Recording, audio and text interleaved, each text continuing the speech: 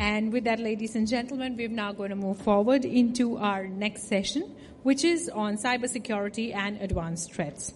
And on the session, we're going to have inputs by Mr. Govind Ramamurthy, who is the CEO and Managing Director at eScan. May I request all of you to please join in with a round of applause as we welcome Mr. Govind Ramamurthy. We also have inputs by Mr. Kunal Pandey, who is partner with ITA West with KPMG. Can we all put our hands together and welcome Mr. Kunal Pandey. Our session is also going to have inputs by Mr. Muralidhar Nambiar, who is the Senior Vice President, Cybersecurity, Reserve Bank Information Technology Private Limited. Let's put our hands together and welcome Mr. Nambiar. And to moderate the session, I would request Mr. Patrick Kishore to join us once again. He's the Senior Domain Expert, Institute for Development and Research in Banking Technology. Let's put our hands together and welcome Mr. Kishore on stage once again. Thank you very much for joining us. And with that, over to you, Mr. Kishore.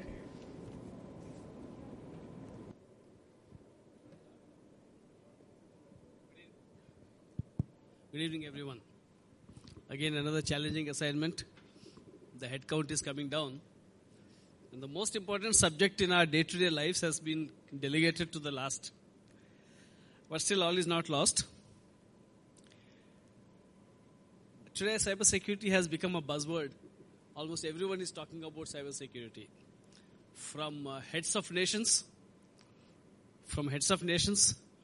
to the man in the street is talking about risks in cybersecurity, about how safe his money is in all these newfangled technology.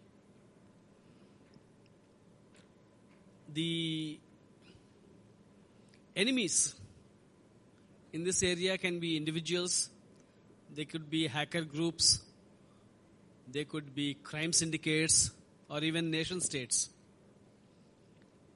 Attacks could be at a very personal level, could be at an organization level, or even at a national level. A lot of them are after money. Some of them are after sensitive information, secrets of a country, secrets of an institution, and so on. And technology is a great leveler. The crooks know as much technology as the good guys. Right? And they work more hard at it than the good guys. For the good guys, they have a lot of other things to do. For the crooks, that's the only thing they do. So it's a very, very asymmetric warfare between the defenders and the attackers.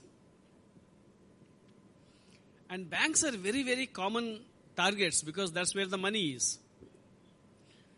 If you hack, let's say, Maruti Motor Company, you can't steal a car. But if you attack a bank, you can steal money. Right? So, banks in India make a lot of effort, spend a lot of money to protect their systems, because when a bank is breached, customers' confidence is breached. The entire business of banking is based on trust. So, when we have a whole lot of new technologies coming in to do financial transactions, security becomes very, very important. See, security to be implemented at the device level, at the network level, at the personal level, to the extent that now that we have very, very, very good regulation about customer protection, Reserve Bank of India has recently released some guidelines on customer protection. The onus is more on banking companies, on payment companies and so on, to protect the interest of the customers, even if he makes a mistake. So in this kind of a scenario, I'll start with Kunal.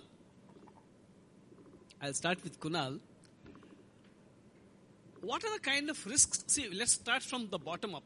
Banks, as we all know, have invested heavily into security. What are the risks in wallets? Because all of us, including the latest presentation that has been made, has talked about convenience, ease of use. user experience, right? Nothing about security. And whereas wallet, again, the USP of a wallet is ease of use, convenience. So Kunal, can you tell us what are the risks in a wallet? Technology risks. Sure. So, let's first maybe spend a minute to understand what is a wallet. Wallet actually is a stored value, account, which a wallet provider is offering, and most often than not, it is being maintained in a mobile phone. So therefore, we say mobile wallets. Technically, it could be some other wallet also, but the way the current mobile penetration is, any other form of wallet per se doesn't make sense.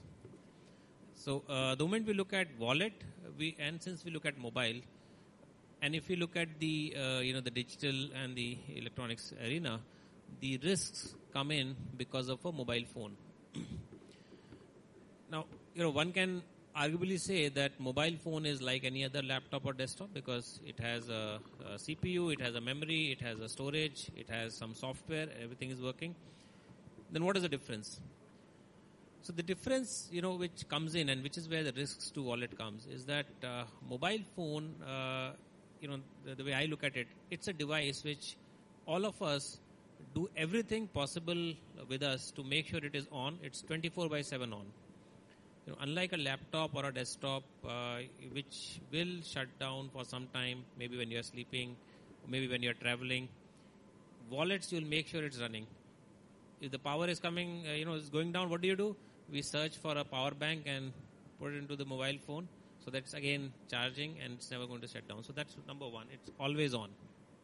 And then, as Patricia was saying that, from a security perspective, you're giving a 24/7/365 window to an attacker to find out that small 1 second or 5 minutes window to try and attack and breach something. So that's number one.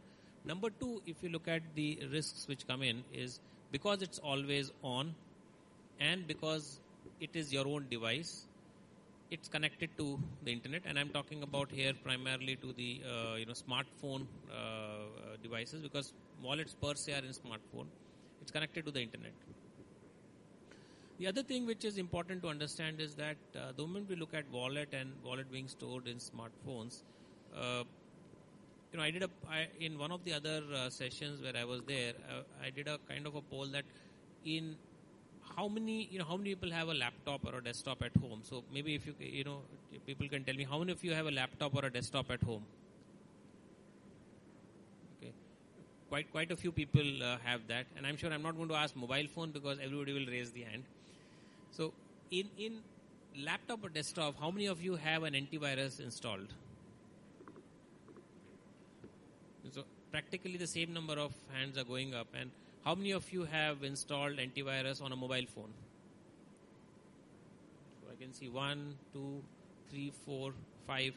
Five hands have gone up. So in this forum, which is, I would say a knowledgeable and aware forum, we are having probably less than 1/5 of the people who have antivirus in a mobile phone as compared to antivirus in a desktop. So that's another challenge which comes in. The third challenge is the entire product. So the entire product is designed for convenience, which means that a lot of things are not visible to you. For example, in a wallet, you don't see the URL or the backend to which the wallet is connecting, or the backend from where you're downloading the wallet.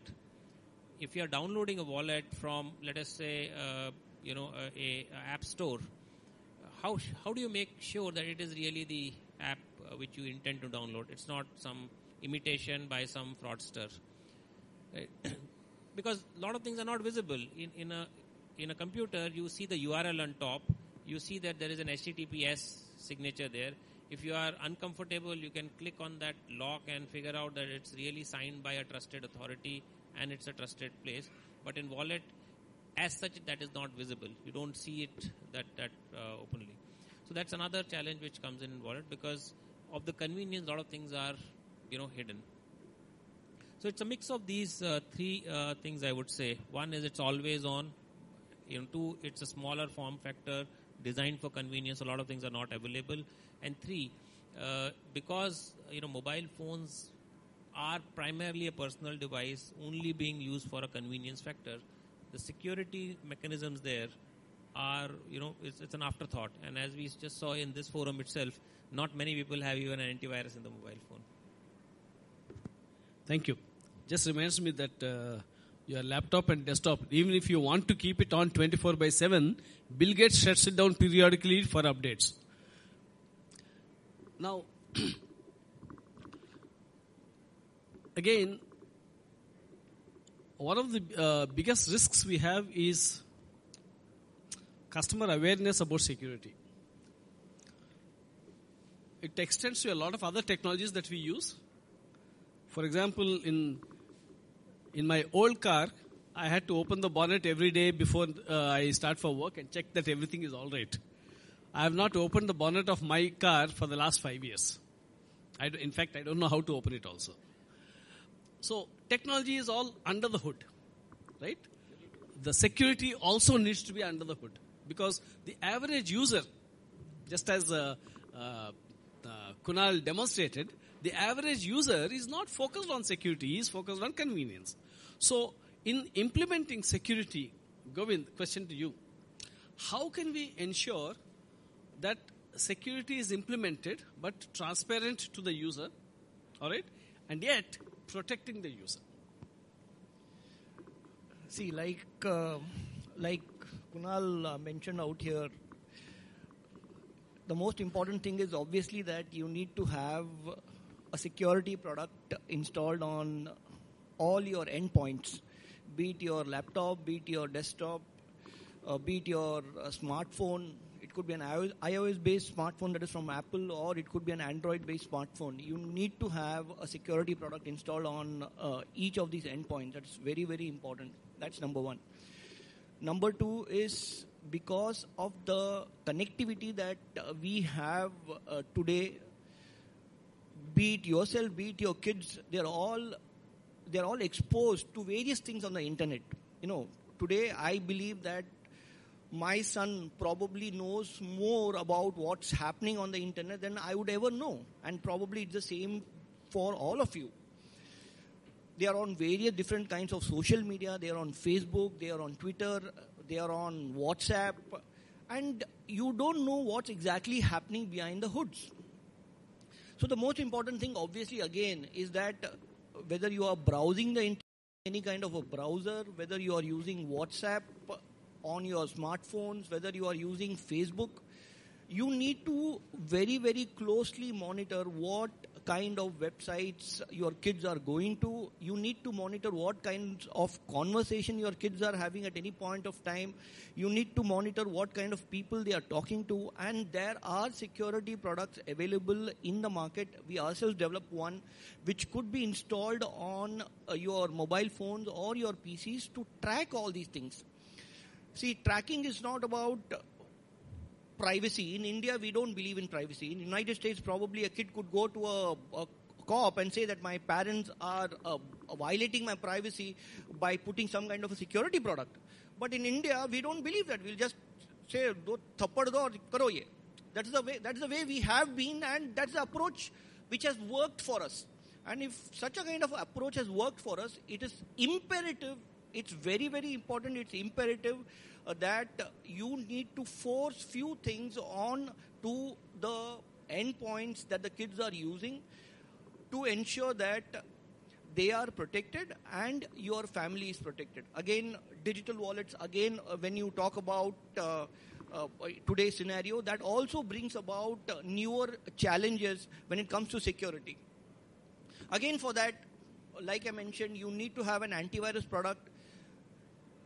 There are so many advisories that come to you on your emails on a daily basis from banks. Do not disclose your PIN, do not disclose your CVV, do not disclose your passwords, change your passwords often, 100 things. But I don't know how many of us actually go through it, read it. The exact status or exact incident, the effect of an incident that we see or that we notice, we see it only when it happens to others. We believe that it will never happen to us. But sorry to say, You just can't take this lightly in today's world. You just can't take it lightly. Like Patrick mentioned today, what is happening under the bonnet, you never come to know. And trust me, there are various ways and means by which I or any intelligent soul can push an app either to your smartphones or to your desktop without your knowledge or your awareness, and you can't do anything about it. You can be completely clueless. HTTPS, yes, but we being in the security industry, I have seen spoofed HTTPS sites which looks very, very similar to a bank. It looks like an original bank. You see HTTPS, you see a lock symbol, you see everything that a bank says that, okay, look at all these things and you are going to be secure. But I have seen spoofed sites which look very similar to a bank, and if you do anything on those sites, everything is getting leaked out.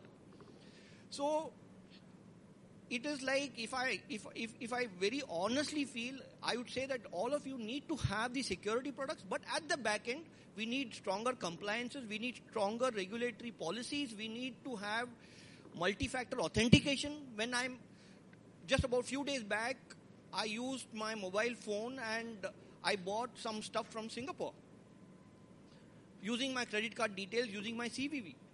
But I did not get an OTP, and I was very surprised and shocked that the transaction could go through without an OTP. How could it happen? I called up the bank. Obviously, there was no response from there. But then back-end security plays a very, very, very important role. So, sitting on this forum, I would just request all the bankers that without an OTP, no transaction should go through, whether be it a local transaction or an international transaction. OTP or a two-factor authentication or multi-factor authentication becomes very, very, very important to ensure your security, our security, and everyone's security. So all these things put together probably would give us a very secure world in which we can very easily transact and peacefully transact, I would say. Thanks a lot. Okay. One information for all of you here. Only a website hosted in India, an acquiring bank of India, correct, can enforce two-factor authentication as mandated by RBI. If your intermediary is Tencent, he will not ask you for an OTP. All right? So when you do your e-commerce, see that you do it either on an Indian site like Amazon.in. Amazon.com will not ask you for an OTP. All right? And if you have a choice, see that the intermediary, that is the aggregator, is an Indian company like BillDesk or one of the Indian acquirers, and not somebody else. All right? Okay. Thanks, Patrick. Now, of late we have heard a lot of news reports about banks being hacked, or credit card or debit card data being leaked out, stolen. We have even heard about major banks losing money big time across the world. We know it is criminal activity, but I'll come back to you, Govind. How can banks guard against this? Is it continuous monitoring? Is it hardening the devices? Can you tell us something about that? Yeah, sure. I mean, this is from the cyber security today. It's an extremely complex field. Extremely complex to the factor that no single player can assure 100% hardening, 100% security of the systems used inside banks.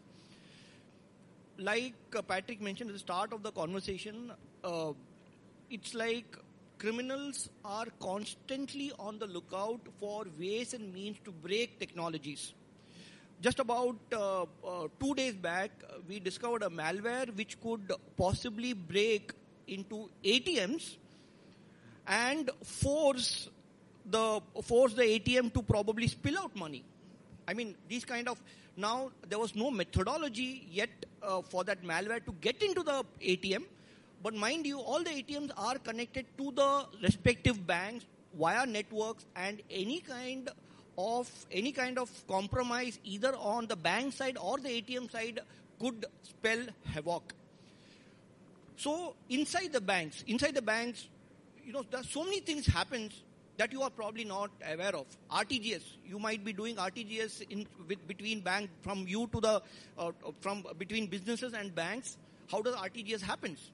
You might be doing SWIFT transfers if you are doing international transfers, for example, where you have multiple central banks across the world connected to each other via financial networks, where hundreds of messages flow between banks.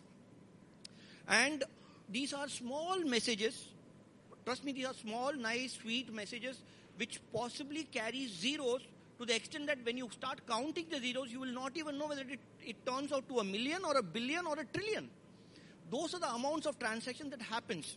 So what could be done? What could be done inside the banks in order to ensure that we could provide as much safeguard and as much safety as possible? That's the biggest question. Like he mentioned, yes, hardening is one thing. Hardening of the devices, number one. Compliance, regulatory compliance, it becomes very, very, very important. Ensuring that you follow security standards. Now, I'm not saying that following security standards is going to make a banking network or the resources inside the bank safe.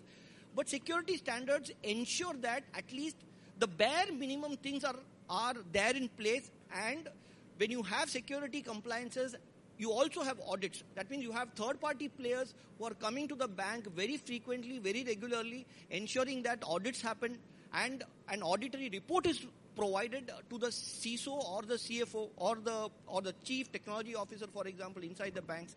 That is one thing. Please ensure that no servers are connected to an open network where you have the entire internet or the entire cloud coming onto your network very freely and easily. That is the fourth thing. Ensure that there are no devices. External devices should not and cannot ever be allowed into sensitive areas which basically operate either the RTGS software or the SWIFT software. 5, vulnerabilities. You have on a daily basis, there are criminals who are sitting there just to find out what kind of software has what kind of vulnerabilities and how to exploit those. There are exploit mechanisms available on the internet which you can buy. Obviously, security software, firewalls, audits. You have application whitelisting that you mentioned. So many things, hundreds of things you need to do. Even after doing 100 things, I'm not saying that it will be 100% secure, because the thieves are always going to be one step ahead of the cops. And that's going to be the story for today and for tomorrow. But even in spite of the fact that we always play a catch-up game with the thieves, we need to do all these things to ensure that the banks are secure, customers are secure, and the transactions are secure at the end of the day. Thank you. You have said this, any amount of security cannot protect you. I have always felt that to secure a computer, the nut in front of the machine should be tightened.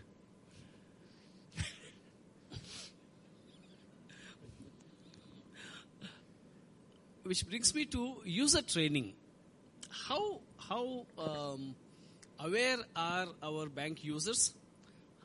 I'm not talking about the customer, because we have to protect the customer. But how well is a user trained in the banks, and what can we do to enhance that knowledge so that there's no compromise, at least on the bank side? So this has always been a perennial issue, I think, with most of the banks. Since many of you are bankers here, maybe a small question for all of you to answer as well. How many of you have actually undergone information security or a cyber security training within your company? Not many, right? So this has actually been a challenge, for ages to come, for a long time, and for ages to come as well. The problem actually is the spread of the bank's staff, the kind of exposure that they get to technology, and the kind of interaction that the corporate team usually has with the banking staff who are sitting in the remotest corner of India. We have seen number of cases. In fact, in my previous tenures as CISOs of banks, we used to have very normal sort of educational, awareness activities like, for example, having screensavers with security messages or having some classroom trainings once in a while. But actually reaching the furthermost person, the one who actually is your guy on the ground, who's touching your data, who's actually working in your systems, has always been a challenge in life, right? So I think, and if you look at the fact that the hackers actually depend on this, they know that the people on the ground are the ones who are not generally trained, are not aware. All it needs is a small phishing email to go to one of those guys there on the ground, and he clicks on that email, and the malware enters into your organization. So this aspect of actually training your people in information security and cyber security specifically in today's world, for example, is extremely important, right? There are a lot of, novel ways by which companies normally do this these days.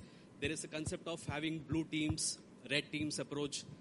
There are actually classroom trainings which are very innovative. It's not the run-of-the-mill classroom sessions where they show you some few slides, but they actually check on how much learning the person on the ground has actually gone through.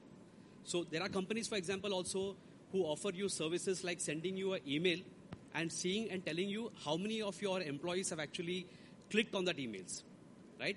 How many did not click, and how many had the sense to actually understand it was a phishing email and report back to the incident management team.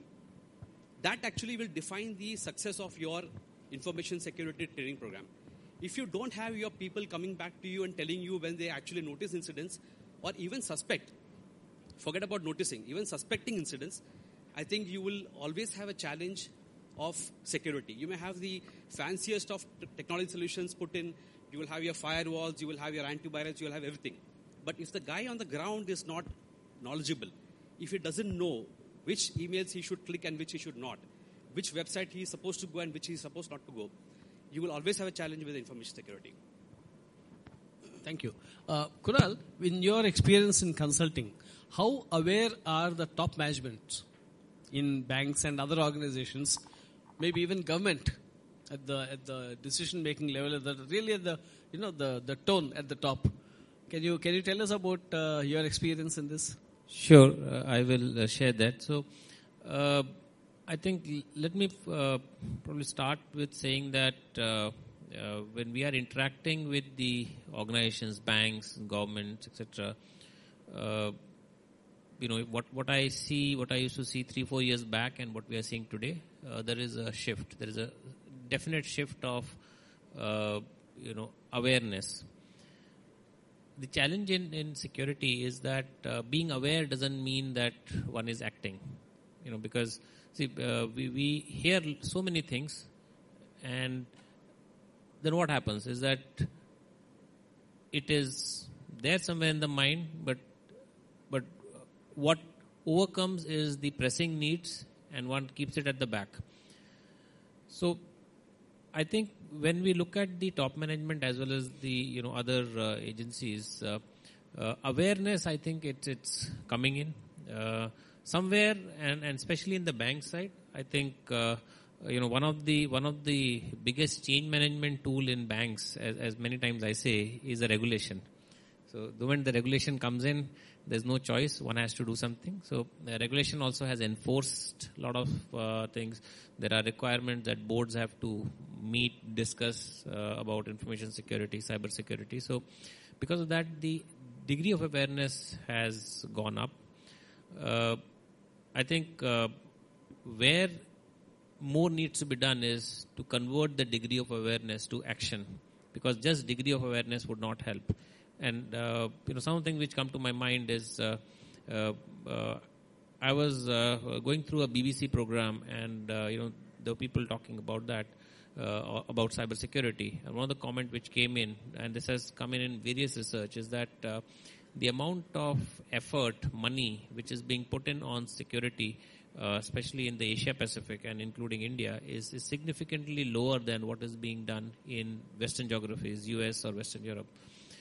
And some of it is because large crimes which we see in the public domain have happened there, and so the choice is not there, and one has to really go about addressing. So to that extent, as I said, the action on the cybersecurity, because awareness is one part. The second part is action. There, a lot more needs to be done. And I will not say nothing is happening, but I think a lot more needs to be done. So India is one of the few countries which has enacted the IT Act and has sort of been updating it. Also set up, identified the critical information infrastructure and started initiatives to protect that and so on. Yes. One of the key challenges that we face in the Indian environment is the security products. They are all from MNCs. We hardly have any indigenous security products. We are there. Yes. So similarly, there's a serious lack of skilled professionals in security. I always found that most of the fresh graduates from engineering colleges after computer science, most of them want to join an IT services company, but don't want to get into security, right? So how can we attract talent and keep it and develop indigenous technologies for in security?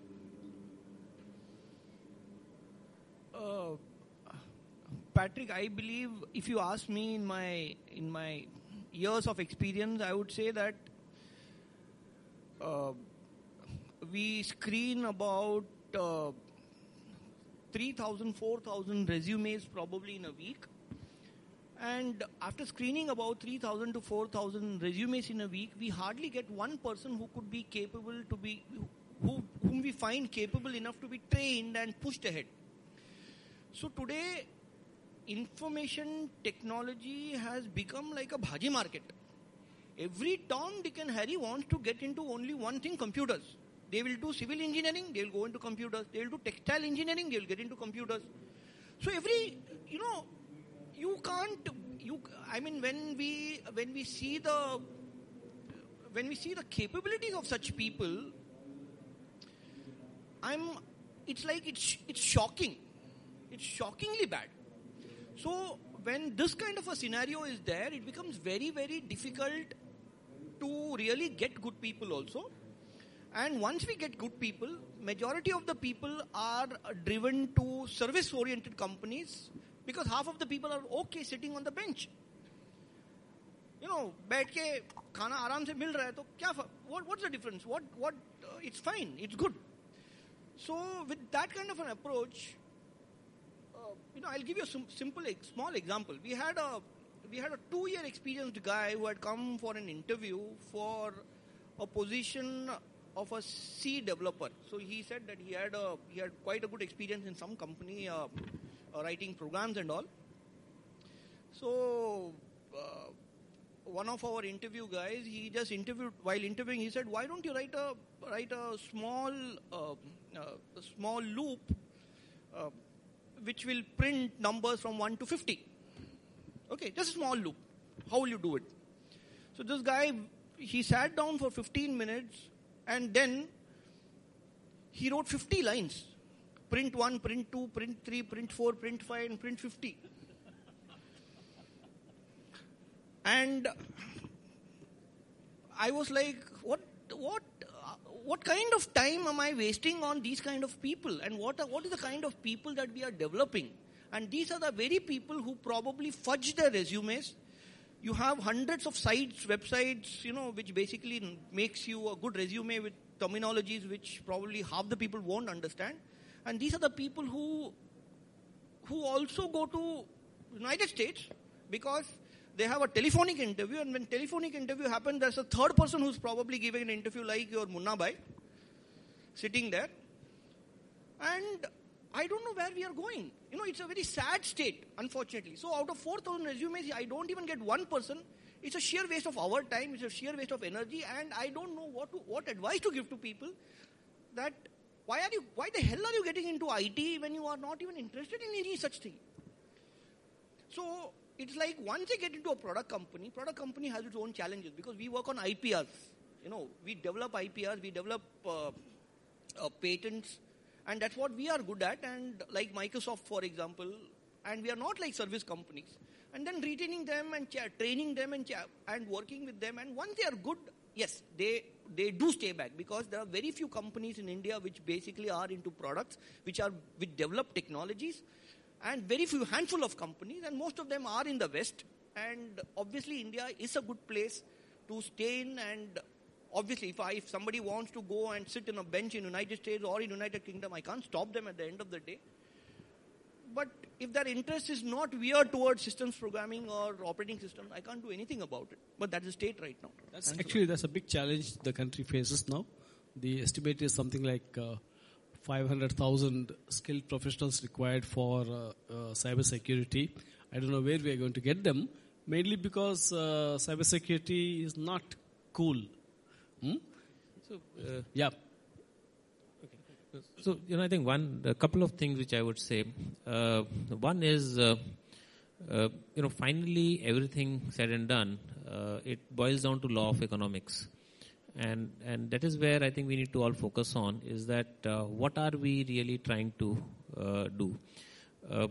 I've been in the consulting industry for last 18 years and I can tell you not 9 out of 10, but maybe 99 out of 100 times, the most important focus remains how do we drive the cost down. Right?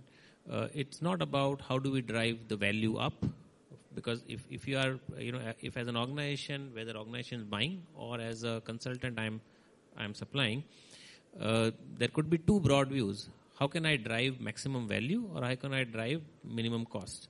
And unfortunately, most of us have been graduating towards how can I drive minimum cost.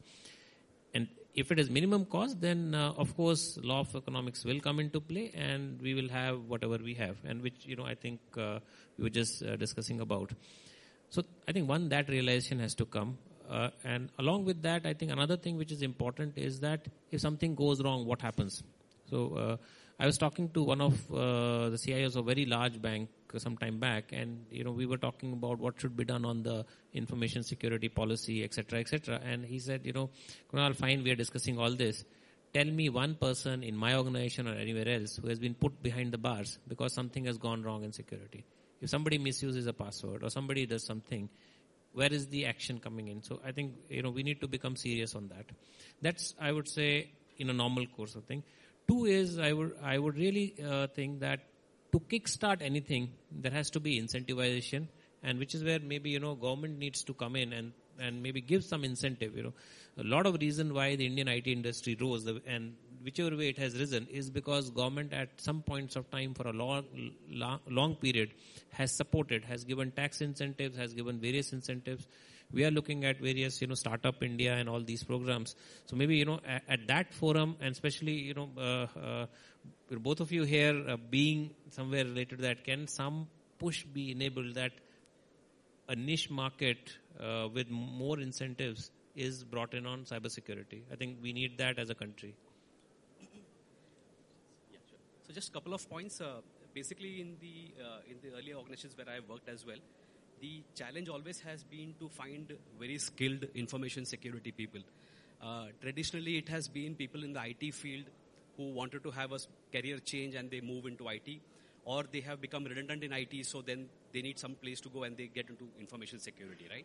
So this has always been the case till the last few years, and information security was not really thought of as a very, sort of something which you would look forward to kind of thing. And primarily because the focus was not there. But nowadays with the recent threats and the hacks that are happening in the banks, there is a lot of focus on getting skilled information security people, and it is becoming a career objective now.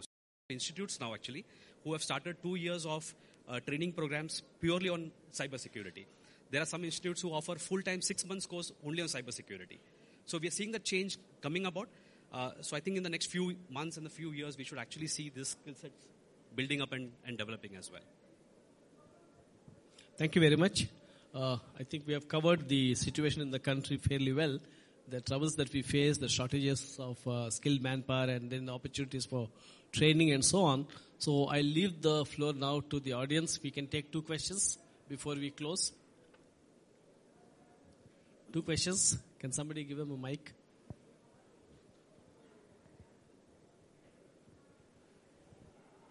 Yeah, I just want to ask the panelists out here. I'm talking my personal experience. One day, one of my cards got lost. Now look at the way how it happens. You call the bank. First, which language you want. Then, what is the query you got. After that, all our customers are busy. Kindly hold on. Now here I'm bothered. If the card is misused, what happens then? So by the time you could resolve the issue, it took me nearly 10 minutes to actually get through, holding the line now. So, in fact, even the banks don't have a proper system of addressing this at a most critical moment.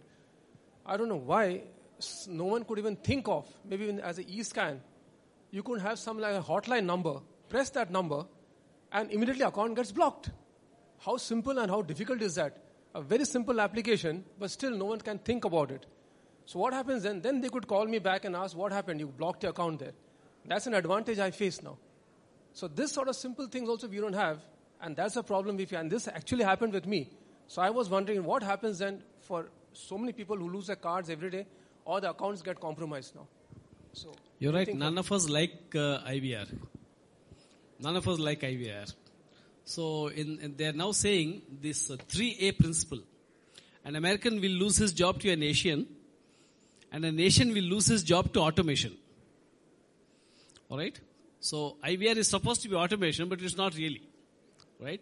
So I think it's quite easy to automate that process and make it easy for the users. Are the banks listening here? Any other question? No questions? Oh.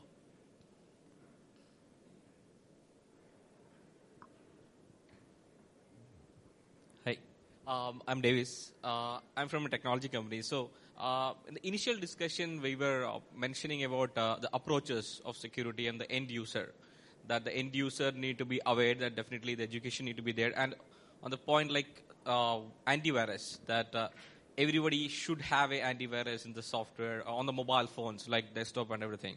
But is it really practical in a world like India? A lot of people using Android, low-end phones, smartphones is being so popular. Is the approach should be the other way around? That tackle the security in the back end with a lot of intelligence. I was recently reading about how machine learning can be used, a data-driven process where the security can be enhanced in the enterprise than you giving the challenge to the customer. So can banks can recently think about how a data-driven process can be applied to enhance the security in the back end than giving the challenge to customers? Can I say something here? What's your name? David. Okay. Let's assume you take your smartphone is a mobile product. We call it mobile product. Sorry. So what happens if you take the smartphone to another country? What happens there? So yes, you are right. If you secure the backends very nicely, very clearly, very concisely, precisely, and you are in India and backends are secured, you are going to be secure. The moment you walk out of the geography of the country and you go to some other country and you are connecting to some other provider, telco for example, the entire thing comes crashing down. So it is very important that you secure your endpoint as much as possible, and rest of the security which you cannot control has to be provided to the backend or has to be dependent on the backend. That's the way it has to be. You can never say that I am not going to do anything on my endpoint and everything has got to be done by the backend. Sorry. That's like, taking the responsibility on putting it on somebody else's head, which is not going to work because ultimately you are the loser. They are not going to be the loser. So I will just say a couple of things here. One is, there are a lot of things which are happening in the backend. What is the whole objective? We are all trying together to beat that, malicious guy or the perpetrator. And for that, both things have to happen. And I'm sure a lot of you would experience that if you go outside the country and transact, certainly you are asked more questions. If you do a larger transaction, the bank many times even calls you. Right? So it's not that backend is not happening, and there's a lot of things which are happening. companies like Google are, as their stated objective is to not even have password.